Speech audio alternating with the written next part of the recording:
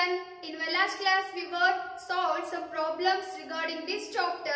So in this session we are going to solve some other problems. Okay. So let me consider the first problem. So that is, find the separation between the two protons in order that the electrostatic repulsive force acting on either of them may be equal to its weight. Okay. So here we see the charge of the proton. So that is equal to 1.6 into 10 power minus 19 coulomb.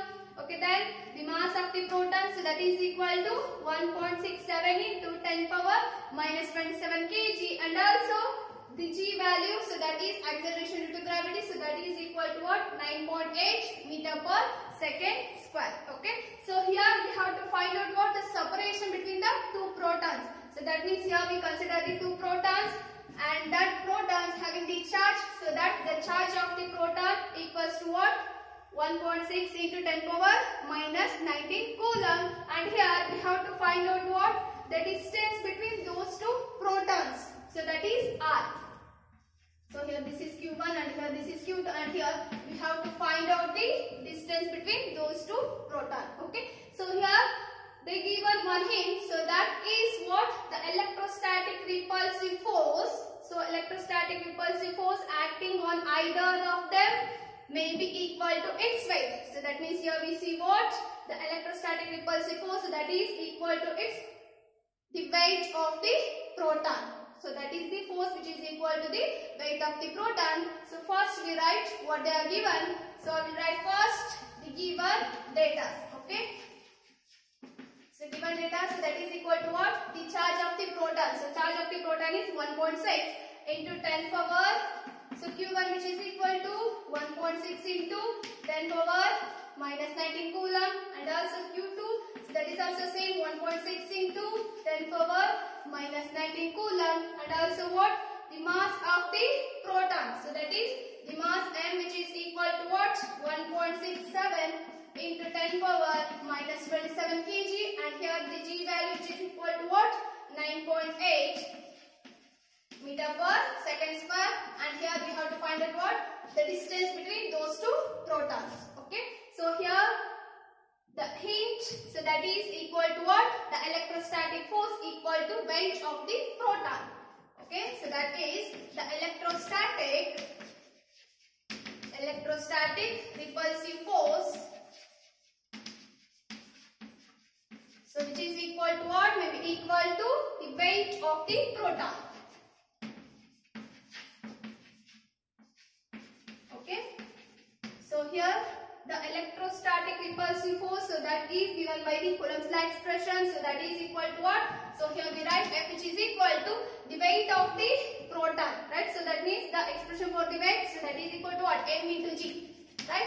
So here F indicates the force and the Coulomb's law expression. So that is equal to what? 1 divided by 4 pi epsilon naught Q1 Q2 divided by R square. So that is equal to M into G. So here we have to calculate the distance between two protons. So that is R square. So here we have to find out the R. Okay. So first we write what? The substitution. The value of the Q1 Q2 mg.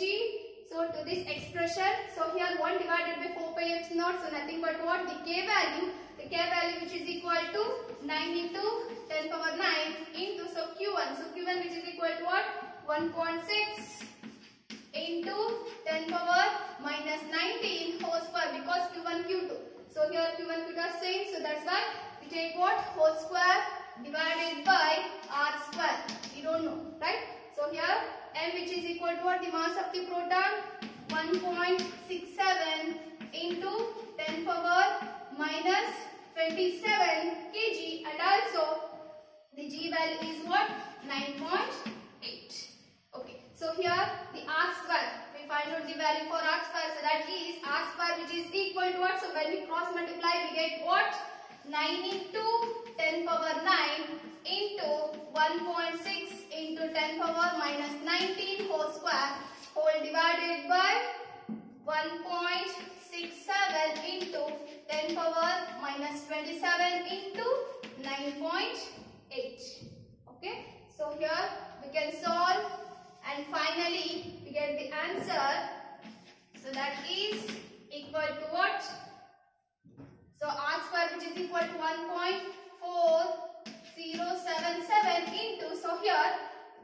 10 power 9 is there, right? And here 10 power minus 19 whole square. And here 10 power minus 27. Okay. So here minus 19 whole square means what? Minus 38. So 19 to the what? 38. So that is minus 38 plus 9. So here we get what? Minus 27 goes to the numerator. So that will becomes the change. The sign will be changes, right? So that is minus 27. It will become the positive. So that is plus 27. So we get what? 9 minus 38 and the plus 27. So here the 9 plus 27. So that is equal to what? 36. And here minus 38. So minus 38 plus 36. So we get what? Into 10 power minus 2. Okay.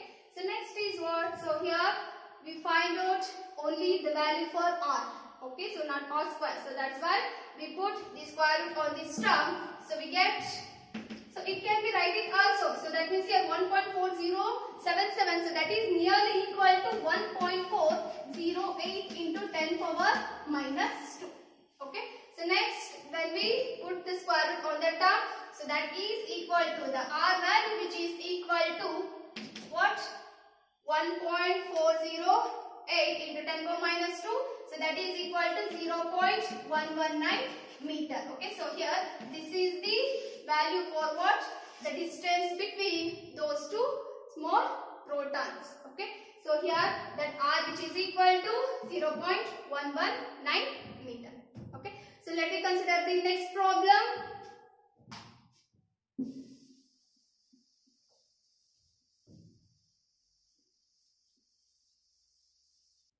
So I consider the second problem. So that is the electrostatic force between two like ions that are separated by a distance. So that is what? 5 to 10 power minus 10 meter and here 3.7 into 10 power minus 9 Newton. So what is the charge on each ion? So here we have to find out what is the charge on the each ion and also find out what how many electrons are missing from each ion. Okay, so here we consider what? Two like ions and those two like ions which is separated by a distance. So that distance which is equal to 5 into 10 power minus 10 meter and here this indicates the repulsive force, right? So that means here the electrostatic force between those two like ions, so that is equal to 3.7 into 10 power minus 9 Newton. Okay, so first we have to find out what? The charge on each ion. So that means here we have to find out the Q. So first I will write the what they are given. So that is the given data. So given data, so that is equal to first here the force which is separated by distance. So F which is equal to how much? So that is equal to 3.7 into 10 power minus 9 Newton and here is separated by distance. So that is 5 into 10 power minus 10 meter and here the charge, what is the charge on each ion? So that means here we consider two like ions, that is Q1 which is equal to Q2 which is equal to Q. Okay. So first we consider what?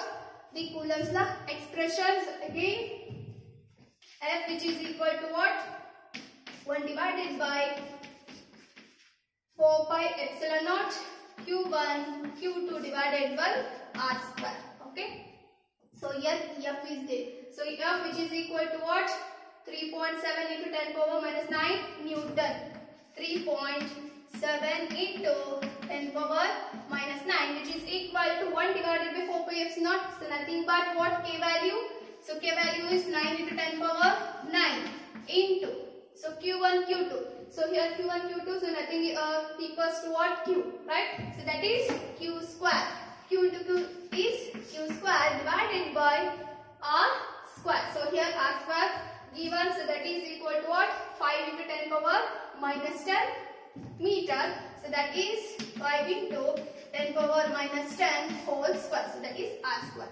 So here we have to calculate what? The charge on each ion. So that is Q. So first the Q square which is equal to, so when we cross multiply, so that is equal to 3.7 into 10 power minus 9 into 5 into 10 power minus 10 whole square whole divided by what? 9 into 10 power 9. Okay, so we can solve this. So finally we get the answer. So that is equal to 10.28 into 10 power. So here minus 9 is there and here minus 10 whole square. So nothing but to minus 20 and here plus 9 and this plus 9 goes to numerator. So that will becomes minus 9. So here what we get? Minus 9 minus 20 is minus 29 and here minus 9 is minus 38. Okay, so that is 10.28 into 10 power minus 38. So that is the value for what? Q square. So here we calculate only what? Q, the charge on each ion. So that is Q. So how we get? We put the square root on this term. So when we put the square root, so that is equal to what? 3.206 into 10 power minus 19 coulomb. And here this is equal to, so that means here it can write it also T2 into E. So here E represents the charge on 1 electrons, right? So that is equal to what? 1.602 into 10 power minus 19 coulomb. So that's why, so here we write what? What is the charge on each ion? So here the charge on each ion, so that is equal to what? 3.206 into 10 power minus 19 coulomb. Okay, so here the charge on each ion, so that is equal to 3.206 into 10 power minus 19 coulomb. And here the charge of the electron, charge on 1 electron, that is equal to 1.602 into 10 power minus 19 coulomb. And here what we find out? How many electrons are missing from each ion. So that means here the number of the electrons are missing. So that is equal to what? 2. Right? So here we see the number of missing electrons.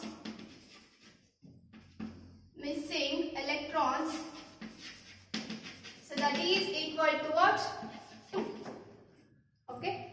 So here this is what we get, the charge on each ion, so that is equal to 3.206 into 10 power minus 19 coulomb. And here the charge of the 1 electron, so that is equal to what? 1.6 into 10 power minus 19 coulomb. And here we have to find out how many electrons are missing from each ion. So that means here we see what?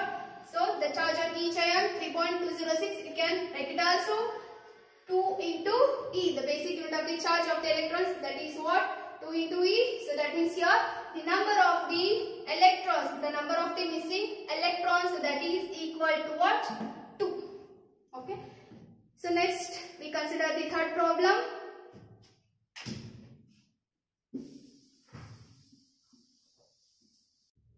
So we consider the third problem. So that is point charges of minus 9 microcoulomb, minus 20 microcoulomb and plus 10 microcoulomb are placed at the corners of A, B and C respectively of a triangle ABC. If AB, which is equal to 0.05 meter, and BC, which is equal to what? 0.04 meter, and CA equals to 0.03 meter.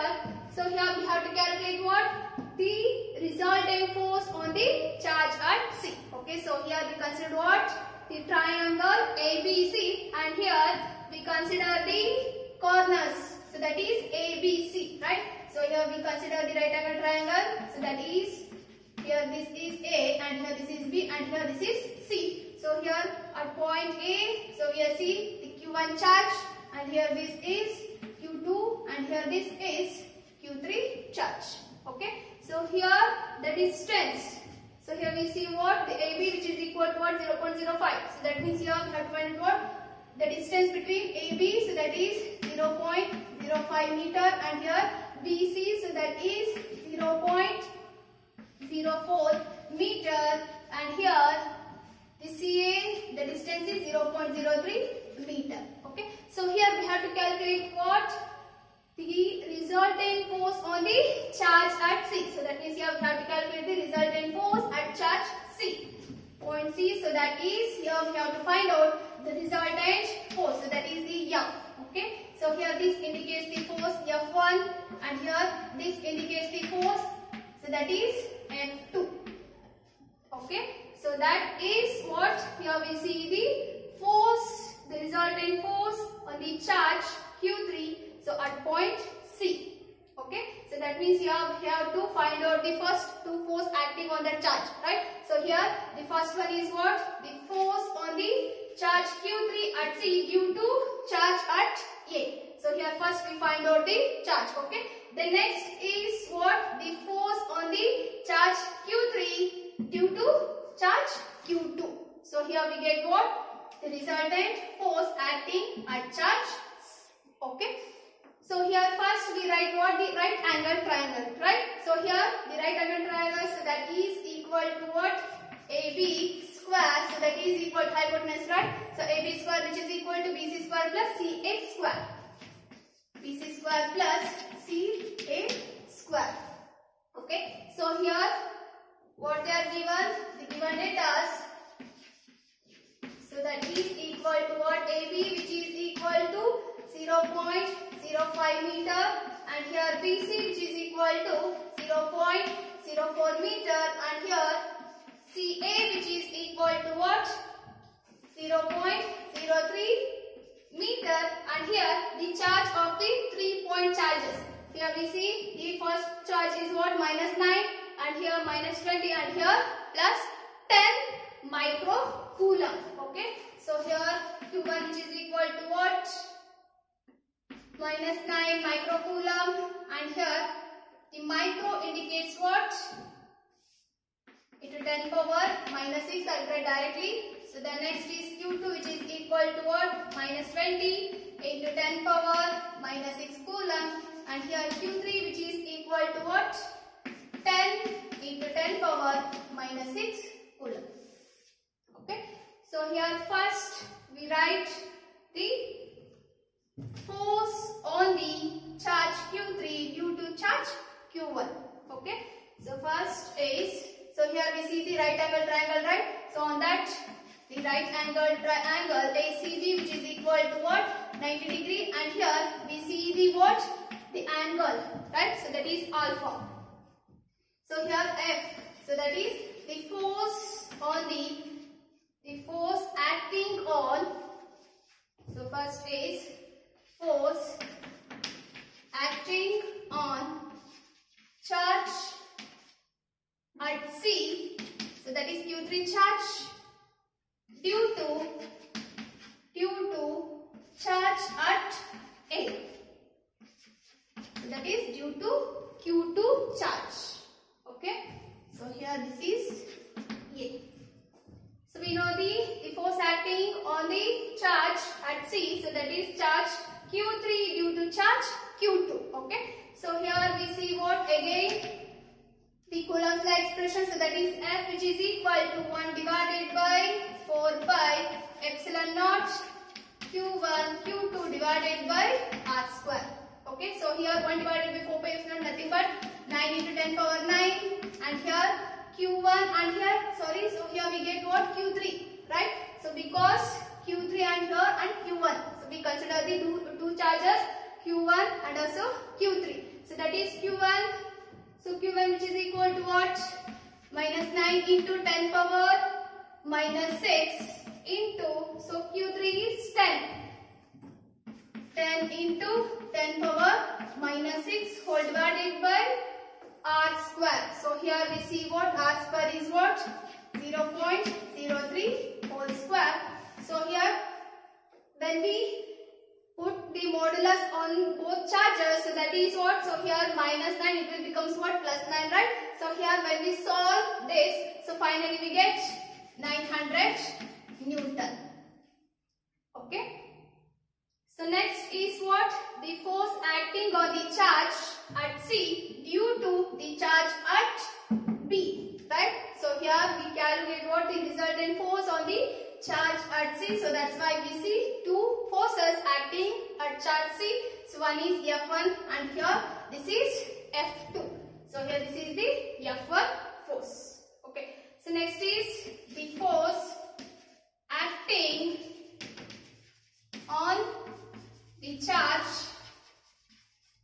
on the charge at C due to charge at B. So due to charge at B.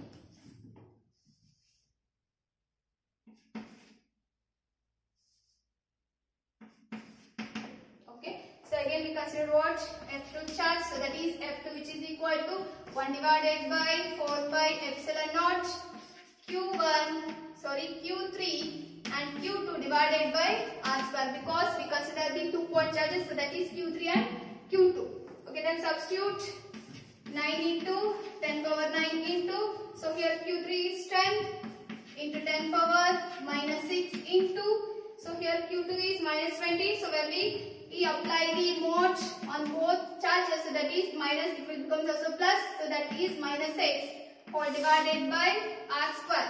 So that is the distance between those two BC. So that is equal to what? 0.04 whole square. So here we get, when we solve this, so finally we get 1125 Newton. Okay. So here this is the F1 value and here this is the F2 value. So next is, here we have to find out the resultant force. Okay. The resultant force, so that is equal to what? We know that the expression, so that expression is equal to square root of the root of F1 square plus F2 square.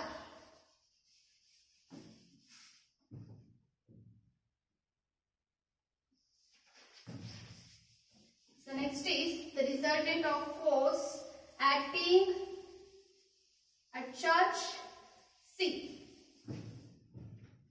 So next is the resultant force. So next is the resultant force, so that is equal to what? The resultant force acting on charge at C, right? So here F, which is equal to square root of F1 square plus F2 square. So we already know that the expression for that, the resultant force. So that is equal to, so here we have already find out the values for the F1 and F2, right? So that is equal to what? Square root of 900 square plus 1125 square. So here we get what? So when we solve, so finally we get 1441 Newton. Okay. So here this is the resultant force acting on the charge at C. So next is what? So here we have to find out the angle also, right?